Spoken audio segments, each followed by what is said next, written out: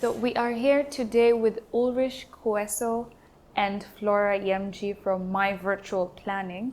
Thank you so much for making the time to meet with us. Thank you too. So perhaps we can just start with you talking about what exactly you do at My Virtual Planning. Then we can move on to discussing what exactly is My Virtual Planning. At My Virtual Planning, we help youngs to prevent unwanted pregnancy by doing more sexual education so that we can help them to know what practice is good and what is not good, so that they should more prevent unwanted pregnancy and infections is what we are doing. So how exactly do you do that? How do you use the platform to do that? Okay, our platform is composed by internet and an application, a mobile application that calls My VIP. So we started on social media as Facebook. So we started talking with youths on Facebook. They were writing to us via Messenger. So every week we put some contents about sexual education or something as how to use a contraceptive method, what to use and when we can use it, what are the side effects about the method. After, youngs contact us via Messenger, so we can discuss personally. So that's really the thing that is good on My VIP is that we can discuss personally with youths about their specific problem on sexual education. So we started there, but now we are developing my VIP application, mobile application, because if we rest on Messenger, we cannot make money because we are helping people, but we also need to make money by helping people. So that's why we decided to develop the mobile applications. Okay, so when you say we are speaking with people on the platforms and so on, Yes. Who exactly is providing information to the young people? Is it you personally? Do you have a team of experts, for example, sexologists and so on, or doctors? Who exactly is giving out this information? Okay, thank you. In the platform, we have a big team of psychosexologists, gynecologists, and simple doctors, and then we use a large team of youth that they have received, ils ont reçu une formation dans l'éducation à la sexualité. So that's how the team is composed, and we also have lawyers, les juristes, because we are also making something as they call it clinique juridique virtuelle to help youth, in particular women in school who are abused. So women who are abused, they can talk to us on the platform. Then our lawyers help them to nous les aidons, nos juristes aident ces filles à poursuivre les harceleurs, to get them to justice. Yes. Donc ça nous appelons la clinique juridique virtuelle, CGV. Yeah. So you're basically dealing with like wide range of issues. There's the solving of unwanted pregnancies through family planning. Wow. There's also general sexual education, so that to open up the conversation about sexuality and so that people can be safe and protect themselves from STIs, for example. Wow. And then also you want to help young people who have suffered sexual abuse. Well, who have suffered social abuse to have justice. To have justice. Yes, we are helping them. Where did you get the idea to start this? So I get the idea because I have in my family a young girl. Um, she was a sister who stopped school at 15 years, at 15 years old, because she got a pregnancy. And she suffered because it wasn't the first pregnancy. She aborted something like 2 times before getting that pregnancy. So that time when she was making the abortion, no one know in the family that she having an abortion. So she just think that she's sick. So by viewing that, I decide that maybe it will be very good to talk about sex with youngs, to help youngs opening what they have, what they are doing with sex, so that they should know what is good, what's not good, what they can do, this or that about sex, so that. Who exactly are you targeting with this message? Is there a specific like age range, or is it women, is it men, or is it sort of very inclusive? It can be men, women's, but with an age range from 12 years old to 45 years old. But from 12 years old to 20, we have a special talking way. We have a special message. So the way to talk with more youngs is different for the way to talk with youngs that are more old. Older people, that's right.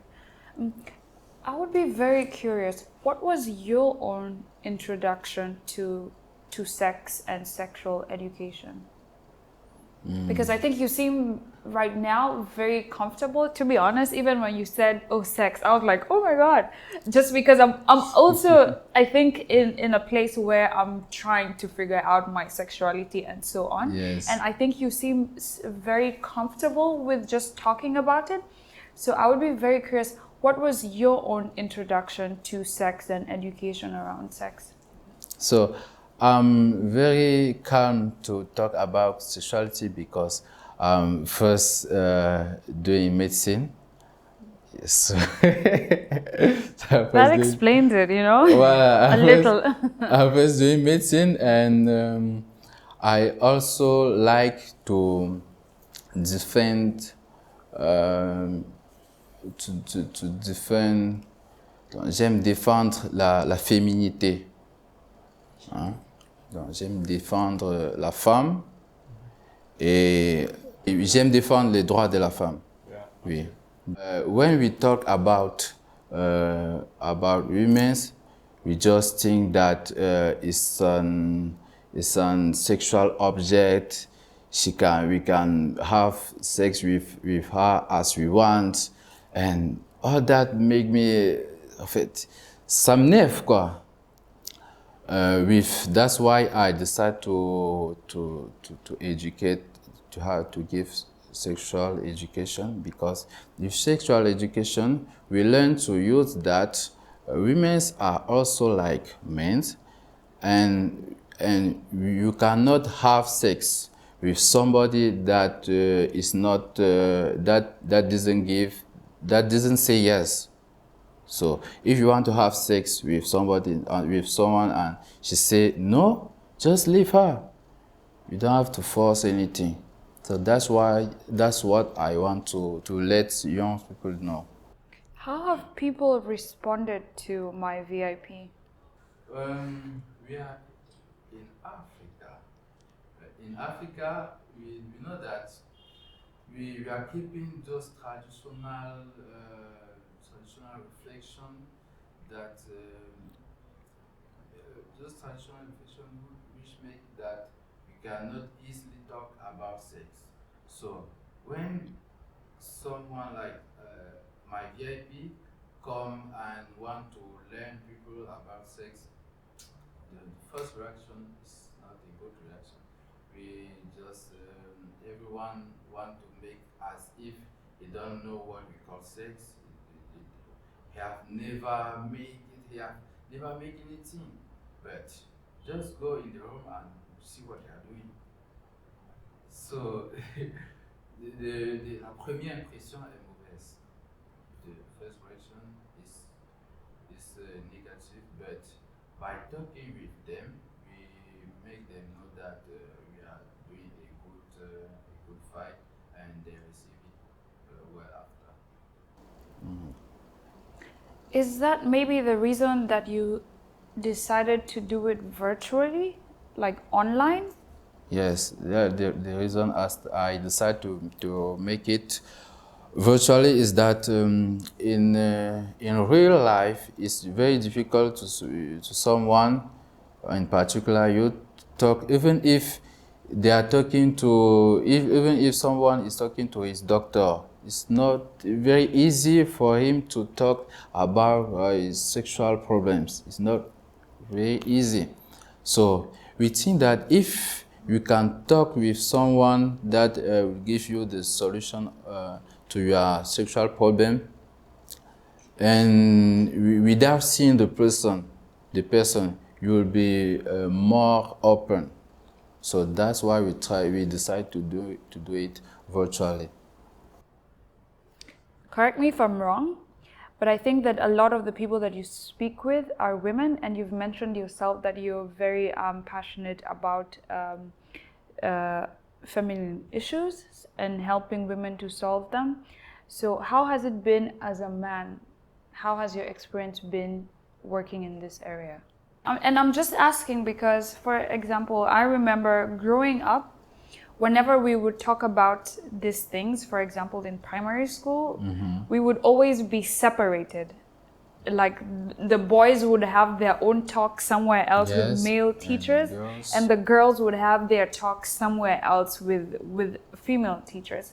And also I remember that when I went into, the first time that I went into a family planning clinic, this is another reason I think this is phenomenal, because I remember, I think there was a lot of weird shame or like about walking into that clinic and everyone around knowing what you're going to do. What you're going to do, yes. So yeah, so I think it's also really cool that now someone can do it online, and I mean, we shouldn't be ashamed about it, but if you are, it's nice that there's that option that you can do it online.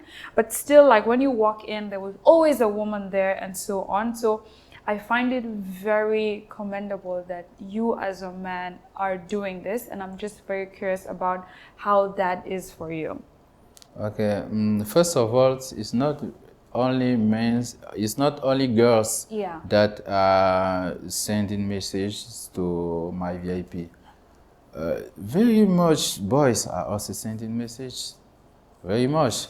But when they send messages, they don't know who is behind the app. It can be a man, it can be a woman. All of us have la même formation. Oui, la même formation pour administrer, pour donner les conseils. They all have the same formal education to be able to give advice or to consult. So there's not really a difference between a boy or a girl. On parle de la même façon. We are talking the same with boys than with girls.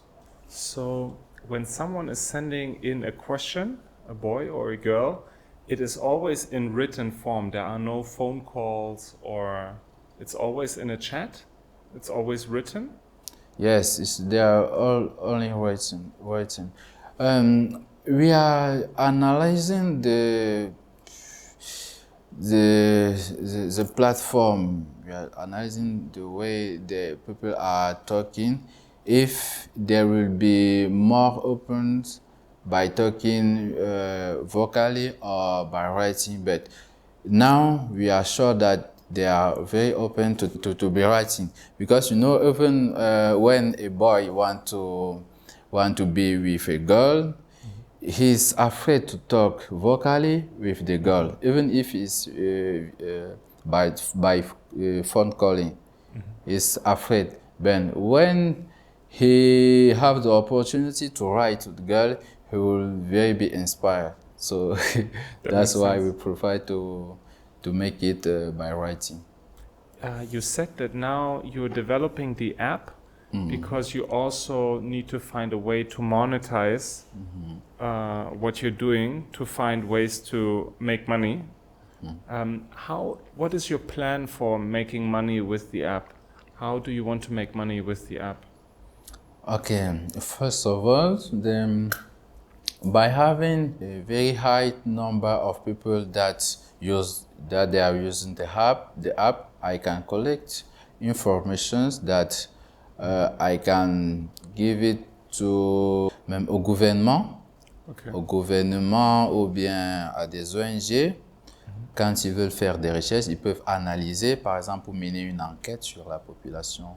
Okay, so you could you could collect data that you could then sell to the government, health ministry maybe, or other NGOs that could analyze this data. Yes, but people that have to be sure that the platform is very confidential, so we cannot sell the information about one person. It's anonymous. It's anonymous data. Yes, it's anonymous data. Secondly, so our second business model is by sending people to hospital where our doctors work. When we finish to talk in the platform with our doctors, if your case needs physical intervention, yes, you go to the hospital and you share what money you give there. Okay. Thirdly, we have an application that is called. So we have two applications. The first one is My VIP. Then the second is Luca Pharma. Luca Pharma is an application that helps people to see the pharmacy that has the medication they are looking in that time, and what is the price of the medication in that pharmacy. When we talk with you about some contraceptive method and you ask me where you can buy it, where you can take it, we just say go and download Luca Pharma, use it, and by doing that, we also take the money that you pay to Luca Pharma. Wow, that makes sense. Are those business models, are they already in operation, or are you developing them now with the app? We are developing. Luca Pharma is just say that we are developing it. So we have some problem with, as you know, every entrepreneur they have money problem of financial problem. So that very limits us, because we have to pay developers, all that we have to pay the team. So that's why we are going very too slowly now. Okay. Well. How many people are using or are writing in for advice every month? How many messages do you receive per month with questions about sexuality and all this? Okay, so the app, we just put it in Google Play Store. It doesn't make 3 weeks. Okay. So we can just give you the statistic about Messenger, because that's where we start. Yes, in messengers we are having something like 20 persons that are writing to us every day. Oh wow! So that's why we need to develop rapidly the app. Okay. Flore, what's your role at MyVIP? Mon rôle dans la plateforme, c'est beaucoup plus de vulgariser et de donner l'importance de cette application au sein de la jeunesse. C'est de montrer, de vanter les qualités de cette application au milieu des jeunes, de faire connaître, de vulgariser, que les gens soient au courant qu'une application existe et que sur cette plateforme, on répond aux questions, à toutes les questions en ce qui concerne la sexualité des jeunes et aussi celle du couple. Parce que parfois même, lorsqu'on se marie, c'est vrai, on estime qu'on a une sexualité épanouie, mais ce n'est pas toujours le cas. Certains parents mariés nous interpellent et nous posent des questions. Voilà, on est confronté à tel problème dans le couple. Qu'est-ce qu'on fait? Et puis nous apportons notre aide. Donc, ce n'est pas seulement une application qui concerne les jeunes, c'est aussi une application qui concerne les parents, surtout dans l'épanouissement du couple en ce qui concerne la sexualité et dans l'espacement des naissances. Mon rôle maintenant de communicatrice, c'est de faire connaître c'est de faire savoir, de vulgariser en organisant les campagnes de sensibilisation, les conférences, les tables rondes autour de la sexualité via l'application My Child Planning. I would be very curious if there's any type of education or way to open up the conversation between parents and their kids, at least from experience. Growing up, we learn a lot of things from home, and I think that this is the one thing that, especially I dare say in African homes, that it's not really discussed. Oui, mon impact, ce que je fais, c'est que j'organise les conférences avec les parents d'abord pour leur dire, voilà, à cet âge, peut-être à partir de 3 ans, on commence à orienter l'éducation d'un enfant. Ça, c'est avec les parents. Voilà, à partir de 9 ans, l'enfant doit connaître que voilà, si, voilà ça, il doit connaître les particularités du changement que va prendre son corps. Et voilà, lorsque tu es peut-être en route en train de marcher, lorsque un homme t'aborde, voilà comment tu vas faire. Parce que déjà, à partir de 11 ans, parfois, surviennent les ménages, les premières règles, chez la jeune fille surtout. Et voilà, le corps change. Le corps qui est déjà prêt à accueillir une grossesse, si l'enfant ne sait pas comment s'y prendre, elle va tomber enceinte. Donc voilà mon impact avec les parents. Je leur dis, bon voilà, ce que vous allez essayer de faire avec les enfants, filles surtout, à cet âge, commencez à leur parler de l'éducation à la vie et à l'amour.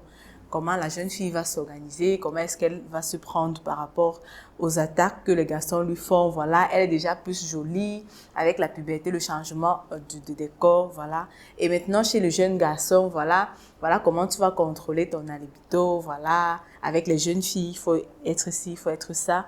Parce qu'également, nous avons constaté que les jeunes filles ont leur première expérience sexuelle en famille, parfois avec les cousins, parfois avec les frères, parfois... Et on essaye donc de dire aux parents, voilà, il faut scinder les chambres des enfants. Les filles doivent dormir dans leur chambre et les garçons dans leur chambre. Parce que déjà, surtout cette sexualité-là, en famille, on n'en parle pas. C'est un tabou. Alors, on essaye de briser ce tabou-là, tant au niveau des parents qu'au niveau des enfants. Voilà, si tu as tel problème que tu rencontres avec tel cousin, n'hésite pas à venir en parler à papa ou à maman.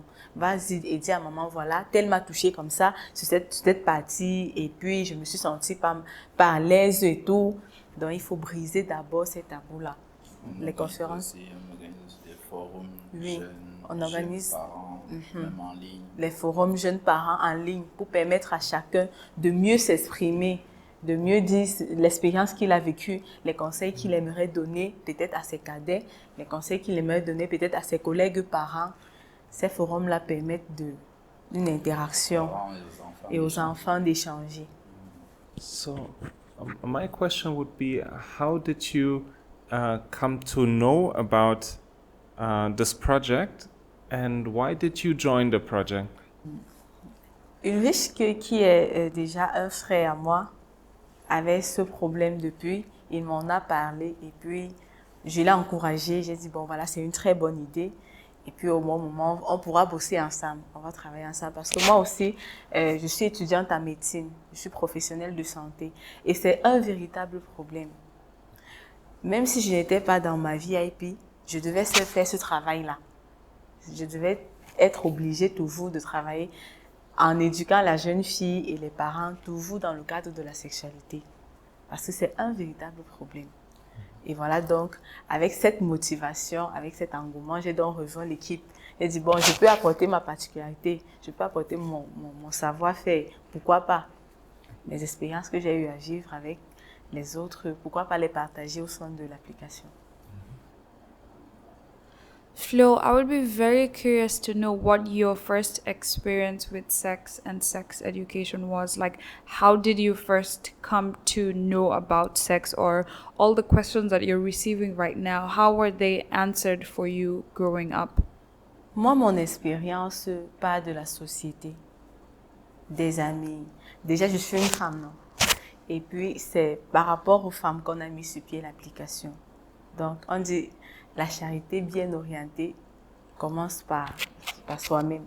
Et je suis d'abord une fille, et je suis au sein d'une famille, il y a beaucoup de filles. Et autour de moi, il y a aussi des filles. Donc, mon expérience à moi-même part beaucoup plus de la société. C'est le fait de voir chaque jour qui me pousse à me faire violence, qui me pousse à vouloir donner ma part, ma contribution pour l'éducation de la jeune fille.